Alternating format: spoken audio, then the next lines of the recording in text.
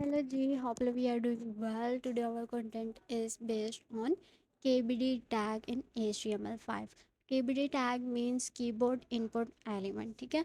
KBD tag जो है वो हम यूज़ करते हैं रिप्रेजेंट करने के लिए यूज़र इनपुट को, सच एज कीबोर्ड इनपुट और वॉइस कमांड्स, ठीक है। जो KBD टैग है वो हम यूज़र को बताने के लिए कि कौन सी कीज़ या की कम्बिनेशन प्रेस करने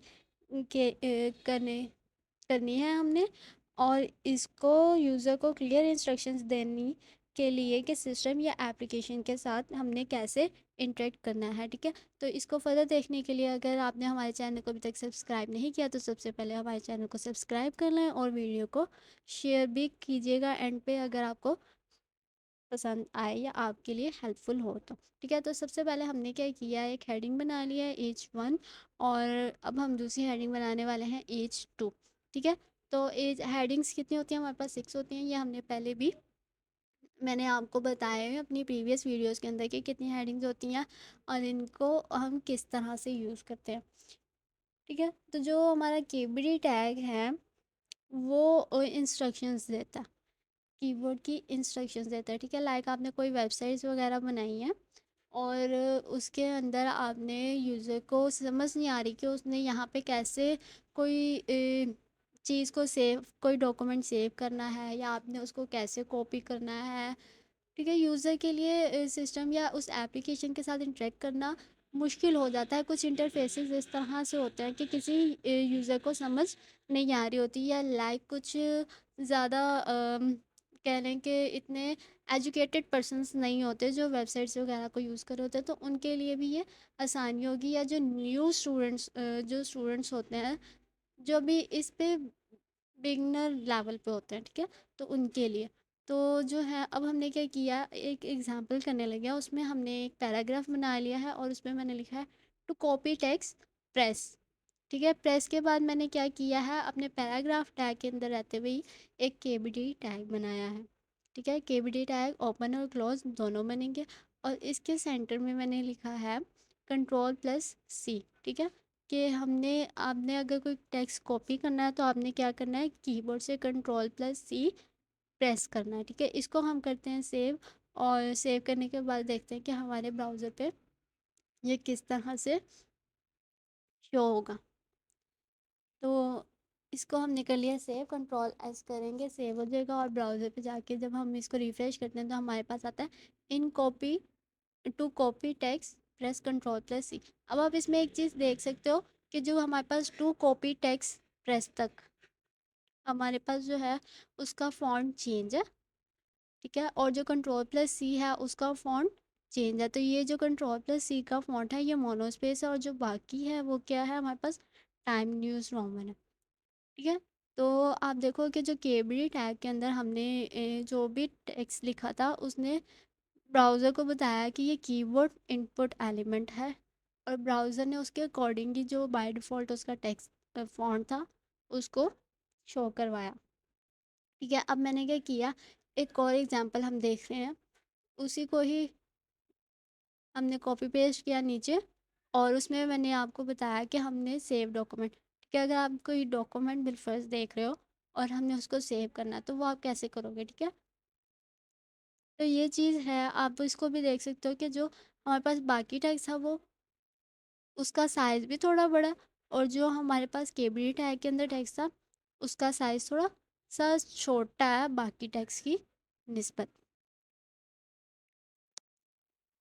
तो अब हम एक और एग्जांपल देख लेते हैं। हम क्या करते हैं, इसी को ही कॉपी पेस्ट अगेन करते हैं, एंड देन हमने यहाँ पे सेव डॉक्यूमेंट को रिमूव करके यहाँ पे हमने लिखना है to open a new tab. के हमने न्यू टैब, अगर हमने उसको यूज़र को बताना है कि न्यू टैब किस तरह से ओपन करने हैं, उसके लिए हमें क्या प्रेस करना है, तो वो चीज़ हम इसमें बताएंगे कि हमने लिखा to open a new tab press control T, ठीक है।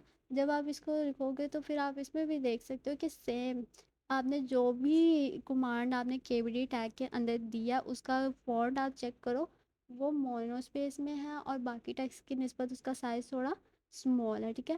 केबीडी टैग इंस्ट्रक्शंस देने के लिए होता है कि यूज़र को क्लियरली डिफाइन कर सके, बता सके कि क्या इनपुट उसने यूज़र ने देनी है, ठीक है। तो ये सिर्फ यूज़र की इनपुट लेने के लिए होता है, इसलिए इसको केबीडी टैग कहते हैं, यानी कीबोर्ड इनपुट एलिमेंट। ठीक है। तो अब इसी के साथ हम एक और एग्जांपल देखने वाले हैं। उसके लिए हम क्या करेंगे, अगेन से इसको कॉपी पेस्ट करेंगे। तो यहाँ हमने इसको कॉपी करके अगेन पेस्ट किया, और ओपन अ न्यू टैब की जगह मैंने उसको इंस्ट्रक्शन देनी है कि गो टू बैक पेज। ठीक है, कि हमने वापस कैसे जाना है। अगर यूज़र को समझ नहीं आ रही कि उसने वापस कैसे जाना है, तो वो कीबोर्ड के थ्रू उसको वापस जा सकता है। टू गो बैक, तो हम इसके लिए क्या करेंगे, केबीडी टैग के अंदर Alt+T यूज़ करेंगे, लिखेंगे। ठीक है, कि Alt+T जब वो प्रेस करेगा तो वो क्या करेगा, वापस चला जाएगा वापस पेज पे, यानी पहले वाले पेज पे रिटर्न बैक हो जाएगा। ठीक है, और उसके बाद हम जो है बैक जाने के लिए हम बैक स्पेस भी यूज़ करते हैं। ठीक है, तो इसको मैं क्या करूँगी, हम यहाँ केबीडी टैग के बाहर अगेन से पैराग्राफ, उसी पैराग्राफ टैग के अंदर रहते हुए हमने बस केबीडी टैग के बाहर जाना है और वहाँ पे और लिखना है, और लिख के हमने अगेन केबीडी टैग बनाना है। ठीक है, और उसमें हमने लिखना है बैक स्पेस। ठीक है, हमने क्या किया, Alt+T एक केबीडी टैग में लिखा, और जो हमारा बैक स्पेस की अलग इंस्ट्रक्शन थी वो भी हमने अगेन एक केबीडी टैग बनाया, और उसके अंदर हमने लिखा बैक स्पेस। यानी हमने उसी के अंदर नहीं लिखना, हमने एक और सेपरेट बनाना, ताकि यूज़र को पता चल सके कि वो ये Alt+Left एरो भी यूज़ कर सकता है और वो बैक स्पेस भी यूज़ कर सकता है।